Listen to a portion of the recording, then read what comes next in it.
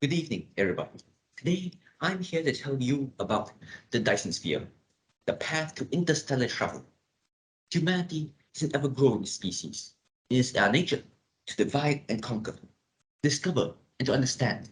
As such, we have developed technology that has risen us to the top of the food chain. Recently, we have discovered plastic-eating bacteria, created more intelligent AI, and developed a vaccine in less than a year. Record time.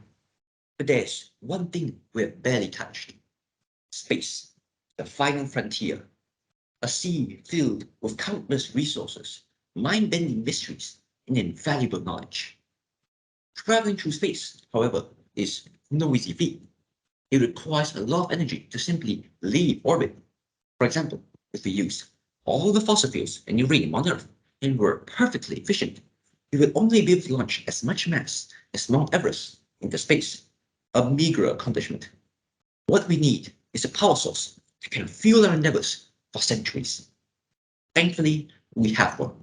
The generator that has granted us power since the beginning of our time, the sun. A furnace 100 quintillion times more powerful than a most efficient nuclear reactor and shines with the energy of 1 trillion nuclear bombs per second. In 1960, physicist, mathematician, and astronomer Freeman J. Dyson proposed a megastructure that encompasses a whole star to capture its power output. It would be a swarm of solar panels orbiting the sun, harvesting its energy and sending it back to Earth. This gigantic and ambitious megastructure was named the Dyson Sphere. This creation would revolutionize humanity, even if this megastructure were only able to house 1% of the sun's energy. That would still be an unbelievable change in our species' energy budget. Building the Dyson Sphere would be to us what discovering fire was to ancient humans. It would usher in an age of exploration and expansion we can barely imagine. With this power, we can easily travel the solar system and beyond.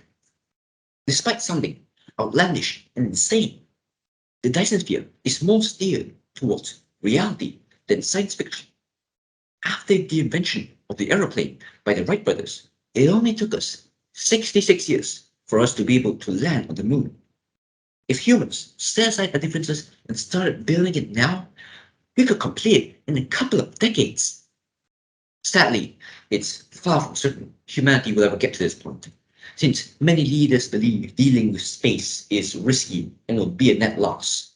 They would rather focus on short term political gains and conflicts that will not matter in the long run. But if we survive the challenges we set ourselves, we could potentially become the first species in the universe to create a structure with the scope of a star. If we do it, the only limitation left will be our imagination. Thank you.